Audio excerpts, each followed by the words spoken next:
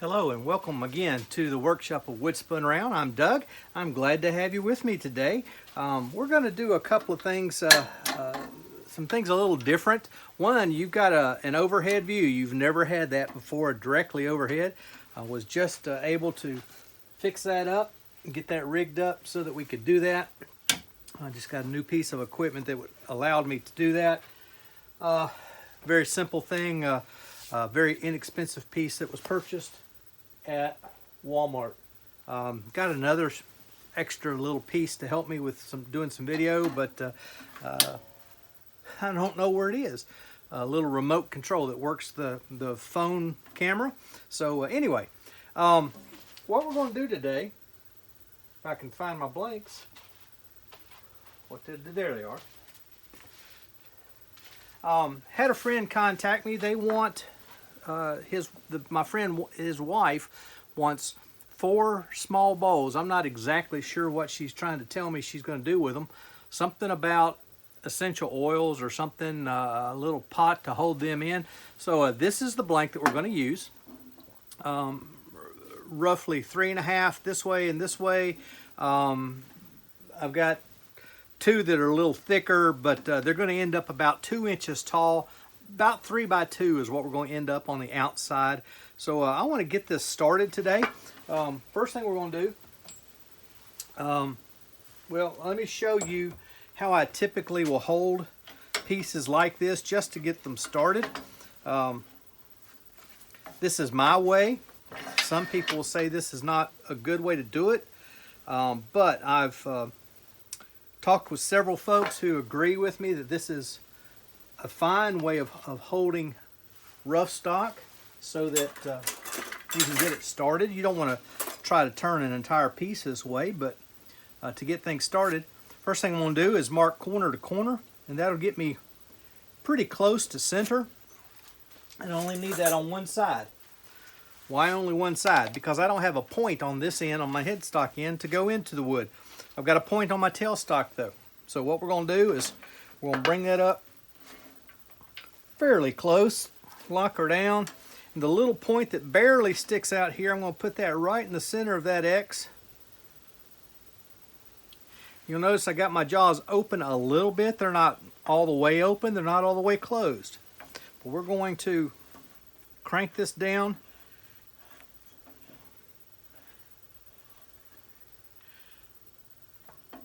I believe in the last video I said something about doing a video soon on disassembly of this tailstock and reassembly, clean it, reassemble it.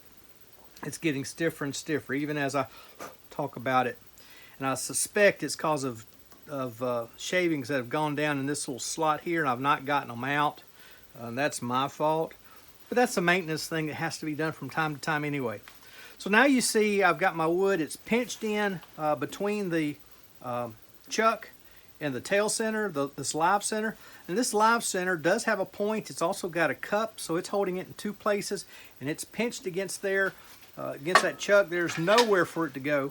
And when I do start the lathe, I'm not going to start at full speed. I'm going to start it slowed down a bit, primarily just to make sure everything is where it should be and tighten down the way it should be, that nothing's hitting.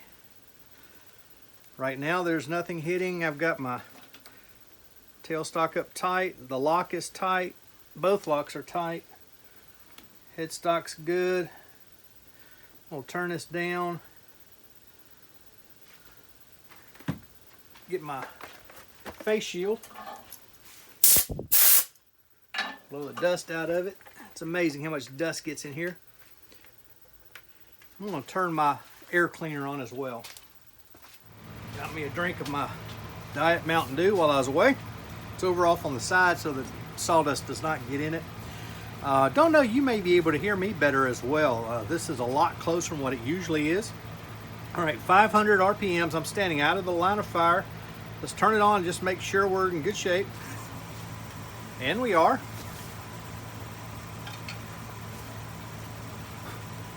Half-inch bowl gouge. I'm going to run the speed up a little bit, and we're just going to get this down to round and begin shaping the well, I got to get it down to round. I got to get a tenon on the end and then we can flip it over into the chuck.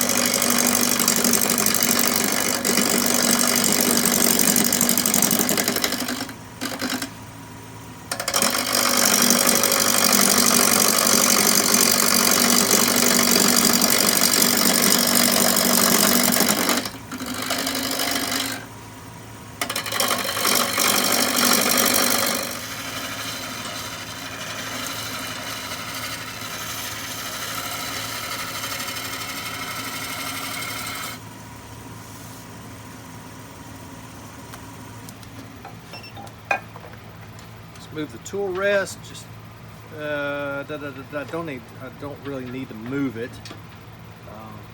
I will momentarily. But we're that one pass. I've got one little flat spot there. That's the only one, I do believe. Yeah, right there. That's the only one, and it's barely flat. But anyway, we'll fix that here in a minute. I'm gonna start with my tenon. Let's use the parting tool.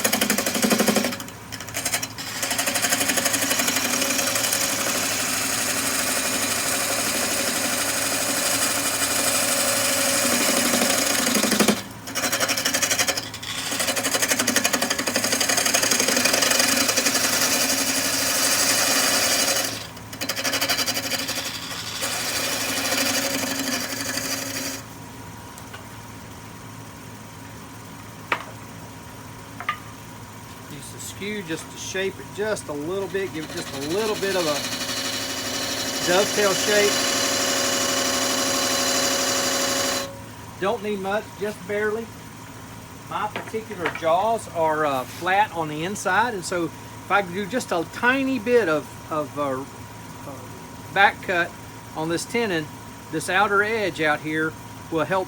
When it squeezes, it'll draw that piece into the chuck.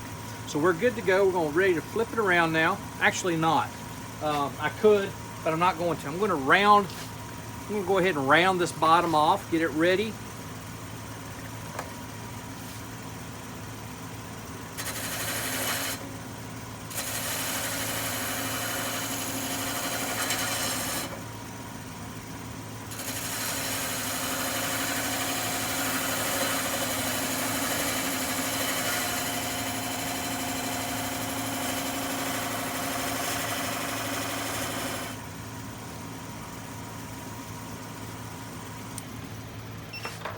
All right, you probably see that very small detail right there. We've got the outer edge rounded over, and then just this little bitty bit of a lip right here, and that's going to be my foot. This is going to be just like a box, except that it's not going to be a box. It's going to be a bowl. They don't want a lid. They actually saw a box and thought it was a bowl, but they had all these rings up here, and they didn't want the rings. I said, fine. That's really a box. Well, but I can make it a bowl for you. So let me hit this. I'll make one more small pass on this outside, and then we'll sand it and get it turned around.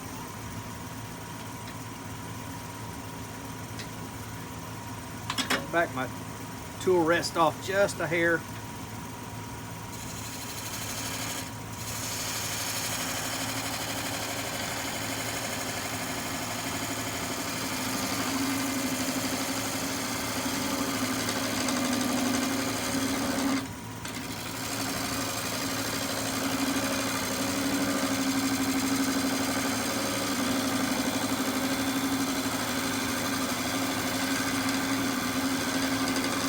a very light finishing cut.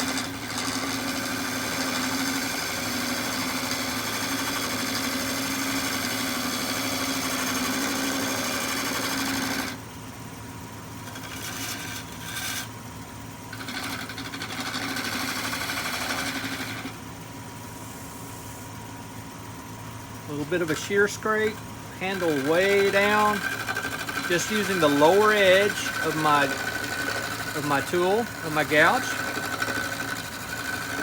Little place right there. Not sure what that is.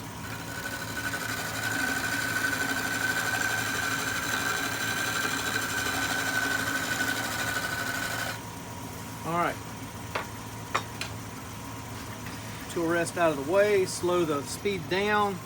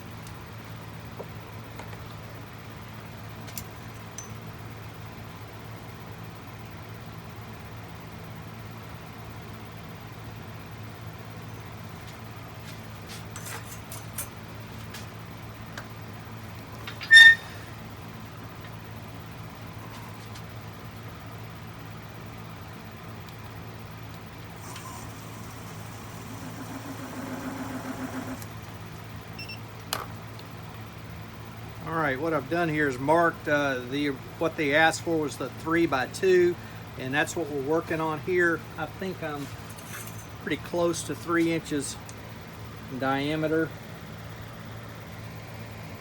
and a little more actually. That's not so critical, but what I've marked here is the 2-inch high, roughly.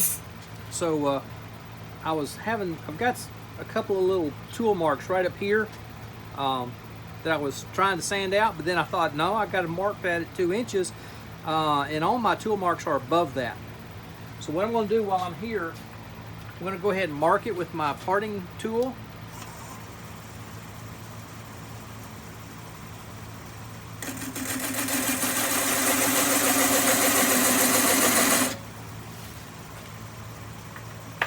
I know I don't have to sand above that groove, so I am in great shape here. And I know I'm editing out a lot of this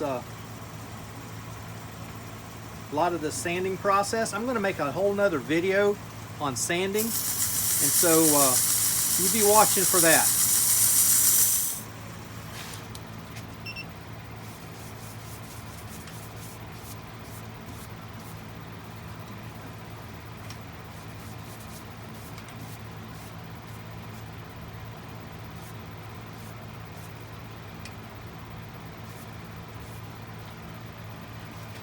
Alright, we have sanded to 320. I have already washed it off with alcohol. You can still see it's still drying. It doesn't take but just a few moments. Let it spin just a little bit, just simply to help dry that alcohol. Shaking my sanding sealer that's next in the process. Just said that we're going to have a separate video on sanding. I'm also going to do one on my finishing process. I'm not going to shortcut this one too much on the finish, but I am going to shorten it some, simply because it just takes so long. And what my intention is, if I can cut out the sanding and finishing process in most of the videos, then that will shorten my videos a little bit. I had that thought while I was talking with somebody just the other day. We were just having a conversation about some things, and it just dawned on me that I could do that. Applying the sanding sealer fairly liberally.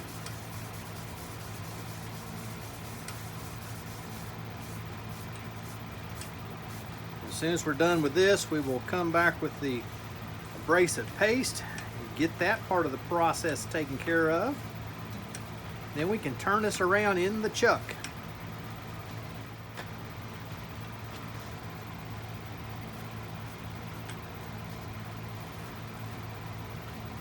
Simply rubbing that in. This is a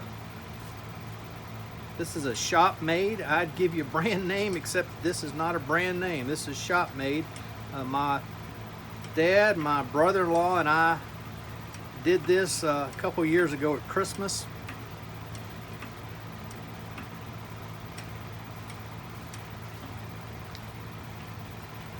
Those who make it commercially will tell you the more time you spend in the massaging stage, this stage here, rubbing it into the wood, letting the abrasive start doing its work. I'll turn my speed down some more. I had it turned down to sand.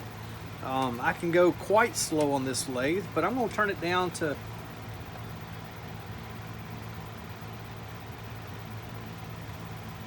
okay, 235. That's where I'm going to go. I can go lower, but that 235 is where I'm going to start. Use the same area of the paper towel. I'm going to take my face shield off while I'm doing this.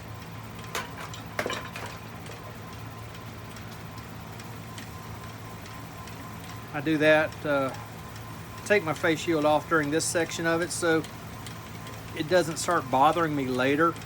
It will give me a headache if I wear it too long.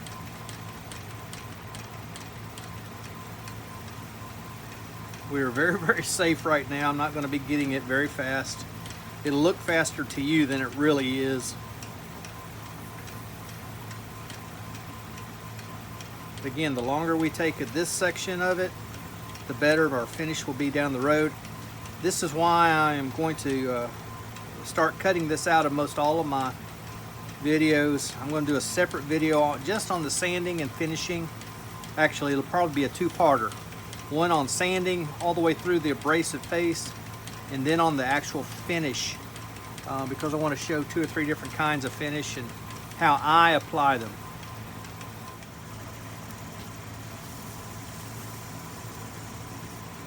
Paper towels got hard to find and a little bit expensive when you did find them there for a while. That was a year ago. We are on the backside of COVID. We do have the Delta variant that is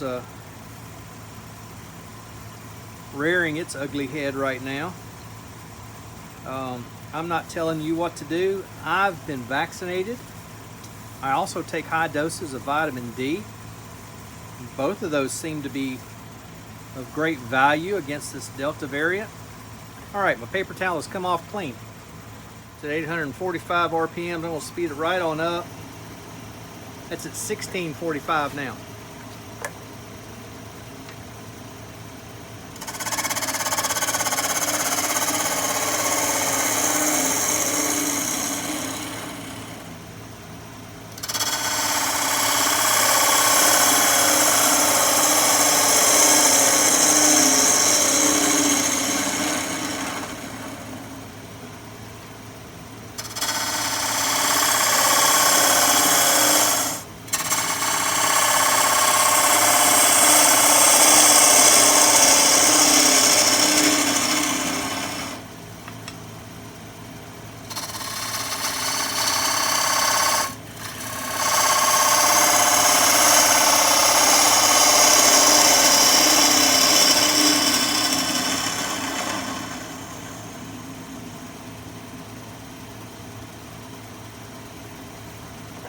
There you go, Mark.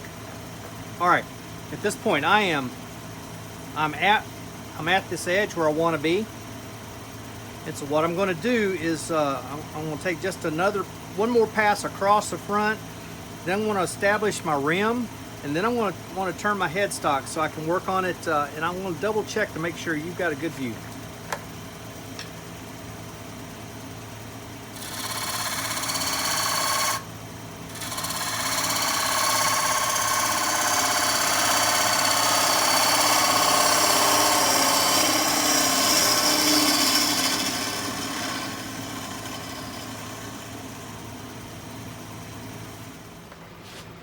Still at 1645.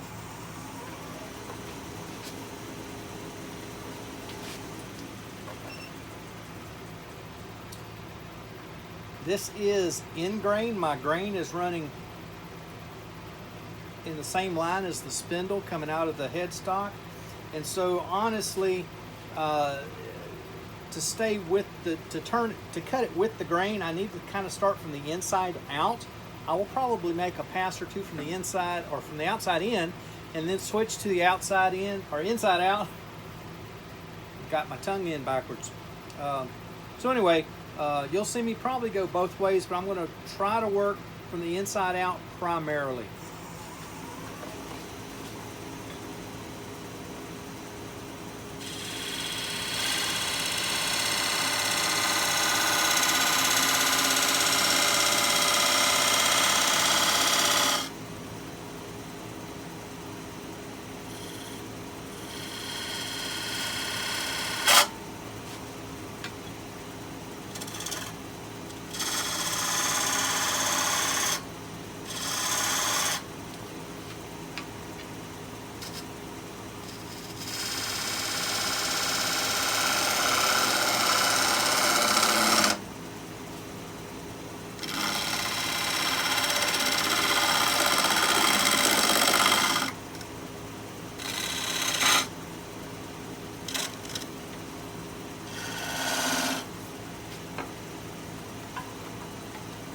Use the parting tool to get that inside edge established.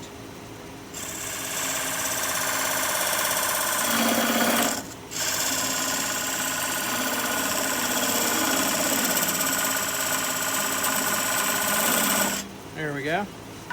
Now I don't have to worry about that tool running back on me.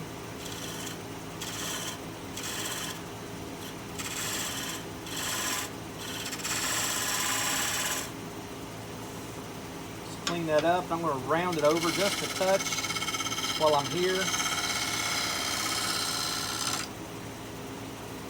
Yeah, those sharp edges will catch you. Don't ask me how I know that.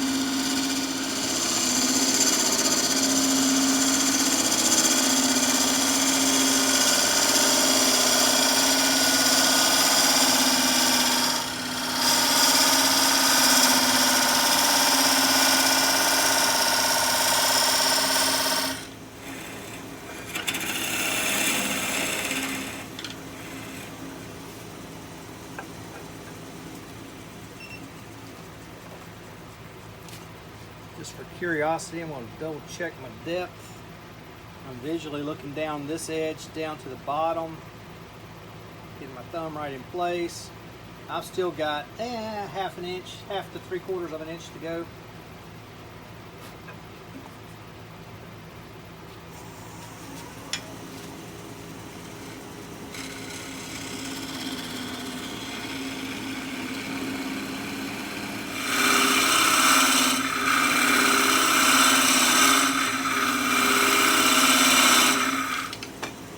Everything's looking pretty good. I've got a little bit of a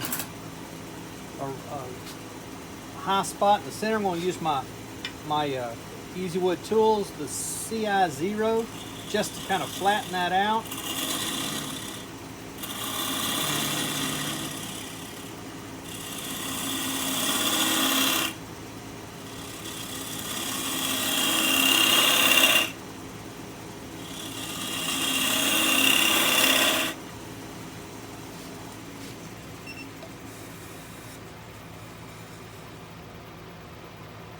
We're getting there. Just got a little more. Still got a ridge.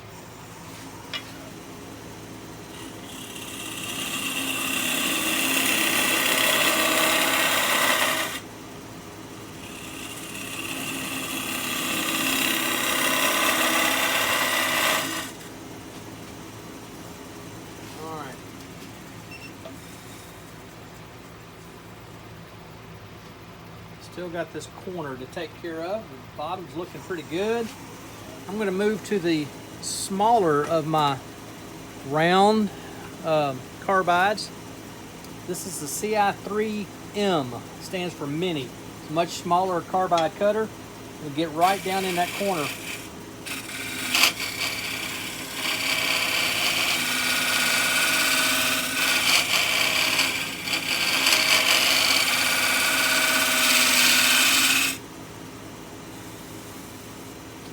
Turn that off so I can really tell if I've gotten to where I want to be. Bottom's not quite deep enough. I want to smooth out this side. There's a little lump in the side right there.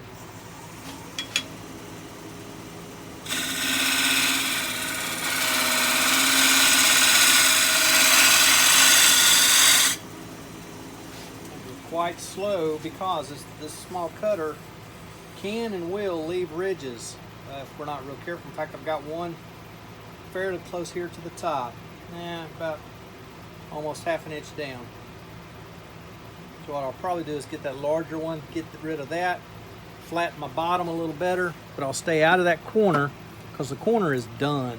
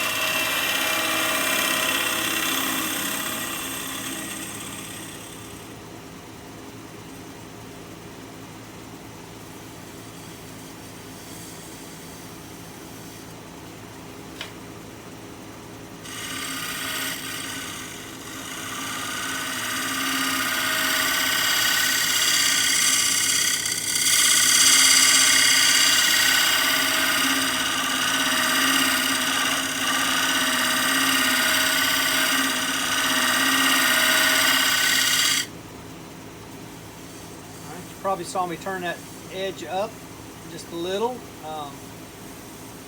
Makes that flat carbide cutter a negative rake when I turn it up that way. So I'm cutting on this lower side, so I'm not cutting straight down. I'm cutting at a little bit of an angle.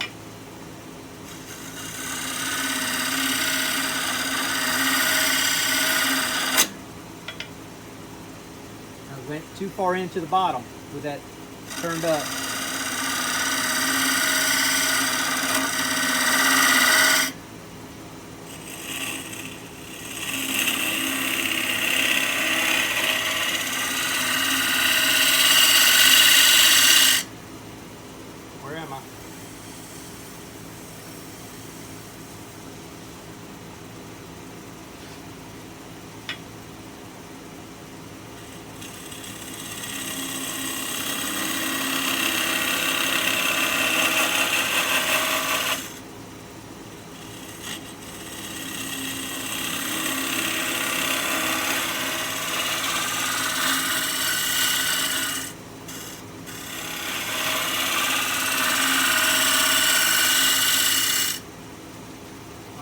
Clean that out, see what we got.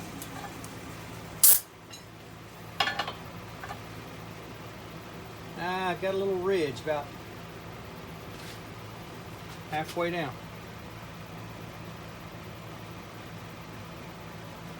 Tell you what I'm going to do. I'm going to go back to my bowl gouge one more time just to clean up that side.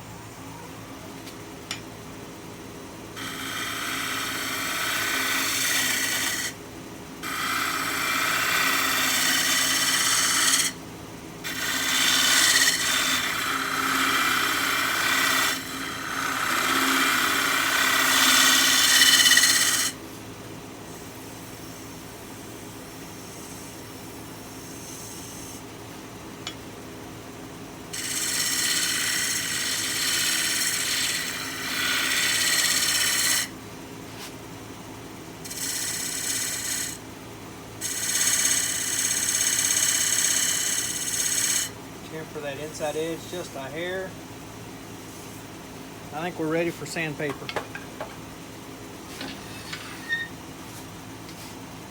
Let me turn this back around.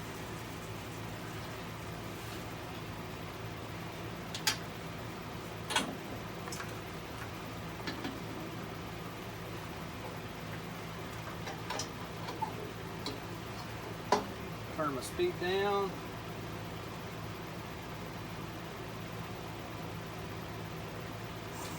.500. Now here we won't even use the inertia sander here. If I do anything, I'll get the drill. We'll power sand this, but honestly, on the inside, especially with it as small as this is,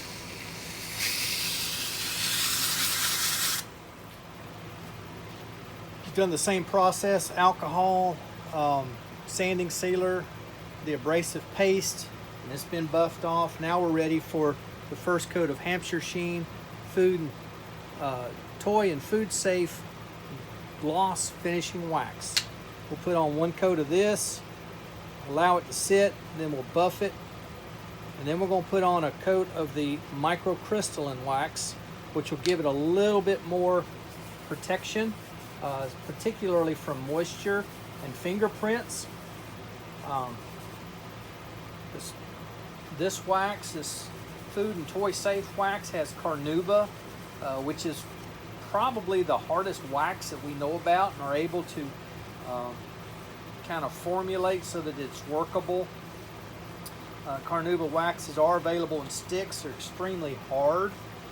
It takes a lot of friction, a lot of heat to get them to move on the wood. But in this form, it has some other waxes mixed in, some softer waxes that are mixed in, so that it's a little easier to work with. It doesn't take very much. In fact, it takes very little. It's been said the less you put on with a good even coat, the better it is, because not only will it dry quicker, ready for buffing, but when you buff it, it will buff even nicer. And if you want more, you just put on more wax. So we're going to do a combination of the two. We're going to do this, and we'll let it sit a while and gas off, and then we're going to come back with the microcrystalline wax by the same company. So we'll come back in just a few moments. Okay, it's been about 20 minutes now. The wax has had time to set up. It's quite tacky. We're going to start the lathe at 1500 RPMs and give this a buff. Very, very light touch to begin with, especially. The whole idea is not to remove the wax, but to simply buff the wax. We let the friction of the paper towel and the speed of the lathe build up just the very slightest amount of heat, just to buff the surface off.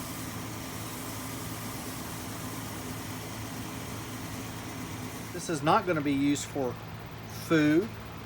In fact, these are all going to be used, not only are they going to be used by an adult, but they're not even going to be used, well, they're going to be used by an adult, not in the kitchen, more in a bathroom. So this microcrystalline wax will have no effect as far as food safety or anything like that. In fact, what it's going to do is give it more protection from hand and fingerprints. Even still, if a child does get hold of it and go to chewing on it, this microcrystalline will not hurt them. This one is even labeled. There you go. Started to point you in the wrong direction. This one is labeled food and toy safe. I think you can see that. It's going to be interesting to go back and when I edit this and see if those showed. The whole idea is to let you see. But again, this wax needs to have a few minutes to gas off all of the solvents that are within it. So I'm going to put my lid back on. I've put my paper towel in the discard pile. I'll start off with a brand new piece. There's a new one, ready to go. I'll lay it right there. I'll be back in just a few minutes to let you see what's going on as we go to buff this off. The wax has had about 20 minutes now to off gas and to cure a little bit. Ready to buff it up. Got this new piece of paper towel here just waiting on us to use it. Still at 1500 RPMs. You start right here on the outside, and like I said before, I'm just barely touching it, especially at the very beginning. You see that shine begin to come up almost immediately.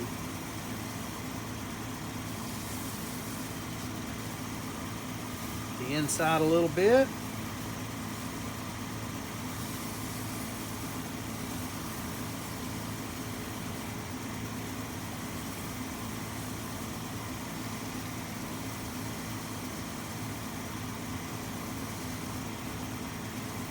A while ago, this is a utility piece, so I'm not going to spend loads of time polishing up to a high luster, but I did want to give it some protection, let it feel good, and it's as smooth as it can be. Feels great in the hand.